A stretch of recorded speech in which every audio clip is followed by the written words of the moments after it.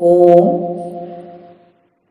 हम महाभारत के इस कक्षा में उद्योग पर्व के चतुर्थ अध्याय का स्वाध्याय करेंगे। पिछली कक्षा में हमने देखा कि अर्जुन श्री कृष्ण को मांग लेते हैं कि आप मेरा सारथी बने, और जो दुर्योधन है वो सेना मांगता है। आज इस अध्याय में हम ये देखेंगे, जब दुर्योधन को ये पता चलता है कि शल्य राजा आ रहे हैं, तो उनके आगमन का समाचार सुनकर रास्ते में ही उनका आदर सत्कार के लिए क्या क्या करता है, और शल्य इससे प्रसन्न होकर क्या वर उसको देते हैं कि तू वर मांग, मैं तुझे वर देता हूँ। तो इस तरह आज इस अध्याय को जानेंगे। वैशंपायन जी कहते हैं कि हे जनमेजय, पांडवों के दूतों द्वारा उनका संदेश सुनकर राजा शल्य महारथी पुत्रों सहित विशाल सेना लेकर पांडवों के पास चले।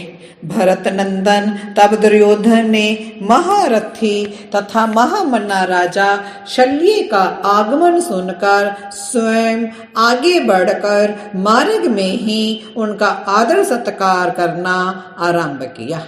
देखिए, शल्य राजा जो थे पांडवों के पास जा रहे हैं, लेकिन रास्ते में ही जब दुर्योधन को पता चलता है तो उनके मार्ग जो रास्ते में ही आदर सत्कार के लिए क्या करते हैं, तो ये हम देखते हैं। दुर्योधन ने राजा शल्य के स्वागत सत्कार के लिए बहुत से सभा भवन बनवाए। उनमें अनेक प्रकार के वस्त्र, मालाएं, खाने पीने की वस्तुएं तथा सत्कार का अन्य सामान रखवाया। मार्ग में विभिन्न स्थानों में बने हुए उन सभा भवनों में पहुंचकर राजा शल्य दुर्योधन के मंत्रियों द्वारा देवताओं की भांति पूजित होते थे। यात्रा करते हुए शल्य एक दिन अन्य सभा भवन में पहुंचे, जो देव मंदिर के समान प्रकाशित था। वहां उन्हें अलौकिक कल्याण में भोग प्राप्त हुए। उस समय उस क्षत्रिय शिरोमणि भूपाल ने अपने आप को सबसे अधिक सौभाग्यशाली समझा। उन्हें देवराज इंद्र भी अपने से तुच्छ प्रतीत हुए। उस समय अति प्रसन्न होकर उन्होंने सेवकों से पूछा कि युधिष्ठिर के किन सैनिकों ने यह सभा भवन बनवाए हैं, उन सब को बुलवाओ, मैं उन्हें पुरस्कार देने योग्य समझता हूँ। हर्ष में भरे हुए राजा शल्य जब अपने प्रति किए गए उपकार के बदले प्राण तक देने के लिए तैयार हो गए, तब गुप्त रूप से वहां छिपा हुआ दुर्योधन मामा शल्य के पास सामने गया। उसे देखकर और ये जानकर कि उसने ही ये सारी व्यवस्था की है, मद्रराज ने प्रसन्नता पूर्वक दुर्योधन को हृदय में लगा लिया और कहा कि तुम अब अपनी अभीष्ट वस्तु मुझसे मांग लो। दुर्योधन बोला, कल्याण स्वरूप महानुभाव, आपकी बात सत्य हो, आप मुझे निश्चय ही वर प्रदान कीजिए। मैं चाहता हूँ कि आप मेरी संपूर्ण सेना के अधिनायक हो जाएं। वैशंपायन जी कहते हैं, हे राजन, उस समय शल्य ने दुर्योधन से कहा, तुम्हारी ये प्रार्थना तो स्वीकार हो गई, अब और कौन सा कार्य करूं? ये सुनकर गंधारी पुत्र दुर्योधन ने बार बार यही कहा कि मेरा तो सब कार्य आपने संपन्न कर दिया। शल्य बोले, नरश्रेष्ठ दुर्योधन, अब तुम अपने नगर को लौट जाओ, मैं शत्रु दमन युधिष्ठिर से मिलने जाऊंगा। राजन नरेश्वर, मैं युधिष्ठिर से मिलकर शीघ्र ही लौट आऊंगा। पांडु पुत्र नरश्रेष्ठ, युधिष्ठिर से मिलना भी अत्यंत आवश्यक है। दुर्योधन ने कहा, राजन पृथ्वीपते पांडुनंदन युधिष्ठिर से मिलकर आप शीघ्र लौट आइए।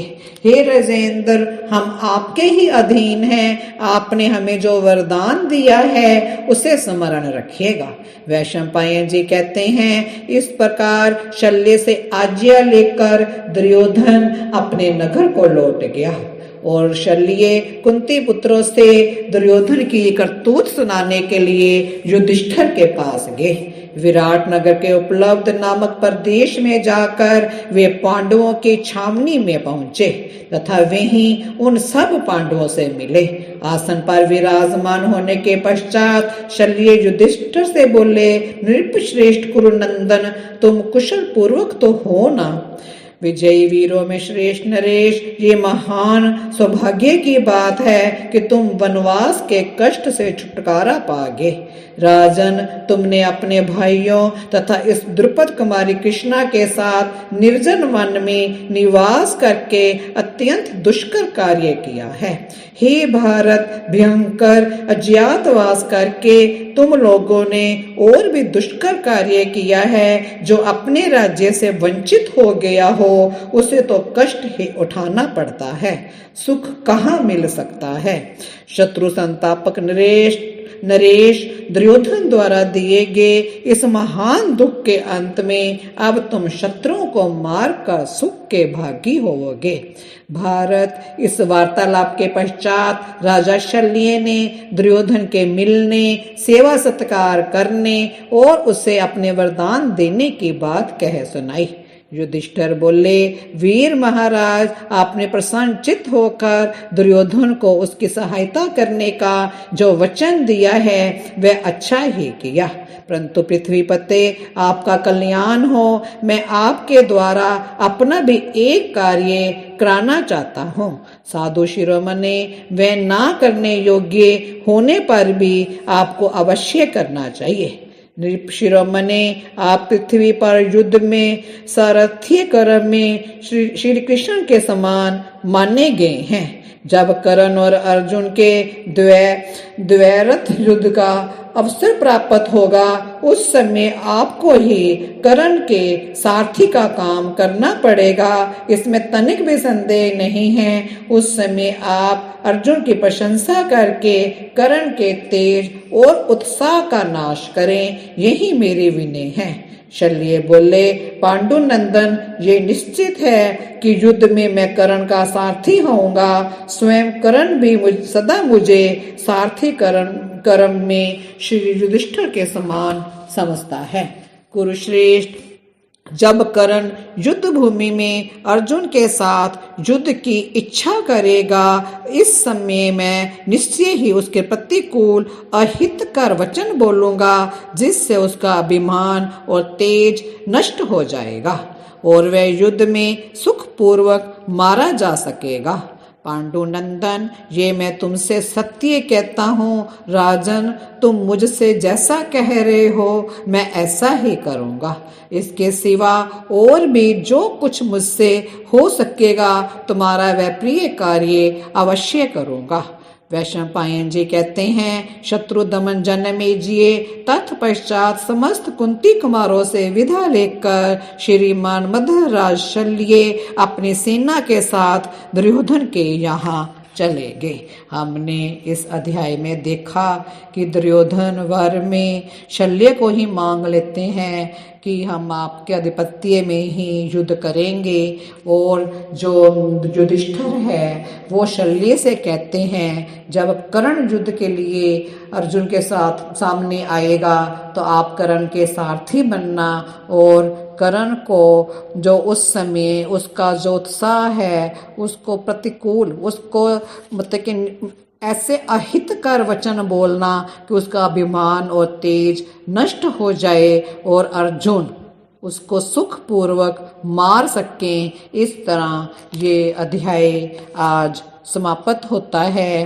तो हम अगली कक्षा में देखेंगे कि जो द्रुपद के पुरोहित हैं कौरव सेना में जब जाते हैं, जो उनकी तरफ से पांडवों की तरफ से गए हैं, क्या भाषण देते हैं और क्या वो आगे उनको उत्तर मिलता है, ये अगली कक्षा में जानेंगे। आज इतना ही। आप अवश्य ही वीडियो को लाइक करें, सब्सक्राइब करें, शेयर भी करें।